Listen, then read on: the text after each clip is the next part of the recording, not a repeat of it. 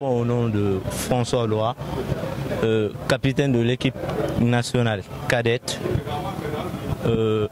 D'abord pour commencer, je tiens d'abord à remercier le président de la fédération, le vice-président, car sans eux, nous ne serions jamais allés à la Mauritanie. Et le fait de remporter d'abord ce trophée déjà pour nous, c'est déjà un grand obstacle. Parce que vu la pression, tout autoconsort, voilà, et on a su surmonter toutes ces épreuves. Et par la grâce de Dieu, nous avons remporté le trophée et pour cela nous sommes tellement fiers, tellement contents de nous. Ouais, tout d'abord, c'est de féliciter l'État guinéen, parce que si vous voyez que nous avons pu effectuer effectivement le voyage sur Nouakchott, c'est parce que l'État s'est engagé, elle nous a accompagnés. C'est de dire que la mission que l'État nous a assignée, elle est accomplie. Et une fois encore, remercier ces jeunes qui ont tout laissé, malgré qu'il y a quelques-uns parmi eux qui préparent leur brevet, le bac, mais ils se sont dit qu'il faut honorer notre pays. Vous savez, je vous ai toujours dit qu'être au sommet n'est pas difficile, mais se maintenir est encore plus compliqué. La Guinée est leader de la zone depuis 2016. Je pense bien que chaque fois qu'une équipe guinéenne participe à cette compétition, elle se dit qu'il faut relever le défi parce que l'année dernière, nous sommes qualifiés avec les filles. Et cette année, les garçons aussi, ils ont dit qu'ils vont faire la même chose. Vraiment, merci au département du sport pour l'accompagnement. Et merci à la presse guinéenne.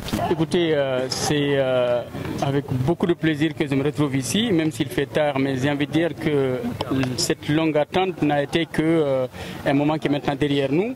C'est vraiment une fierté que nous éprouvons à être ici avec le handball, dans la mesure où s'il y a une fédération qui se distingue aujourd'hui dans le pays, c'est bien le handball. Et ça, vraiment, c'est l'occasion de féliciter les encadreurs, mais aussi et surtout les athlètes. Parce que, mine de rien, depuis que nous sommes arrivés ici, si je compte le nombre de trophées qui nous sont ramenés par le handball, aujourd'hui il y a de quoi dire que la Guinée se distingue à travers le handball, aussi bien sur le plan continental que sur le plan international. Donc ce que je voulais rajouter aussi à cette occasion, c'est pour dire que l'engagement de l'État ne faiblit pas. On est dans un pays où jusqu'à présent les gens ont du mal à se rendre compte de l'intérêt qu'il y a derrière le sport. Or les enjeux qui sont liés au sport ne sont pas nécessairement comme les autres domaines, mais quand on voit ces enfants-là, la capacité de résilience qui est la leur, mais aussi cette possibilité de se dépasser pour aller en dehors des frontières.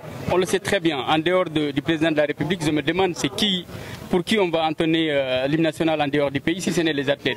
Donc c'est pour montrer que c'est un symbole de souveraineté qui est là, mais parallèlement à ça, c'est ce qui aussi entraîne l'occupation saine de la jeunesse. Parce que si, à côté de l'école, comme le président le disait tout à l'heure, certains ont laissé ici le brevet qu'ils ont préparé, d'autres le bac, et en dehors de ça, ils sont allés compétir en dehors des frontières pour ramener ce qu'ils ont ramené, ça prouve à suffisance qu'il faut accompagner les fédérations sportives d'abord pour les activités sur le plan national, mais aussi sur le plan international. Ce n'est pas un gâchis, c'est un investissement que l'État guinéen fait en investissant dans le domaine du sport. Donc c'est ce que je voudrais rajouter. Je vous remercie.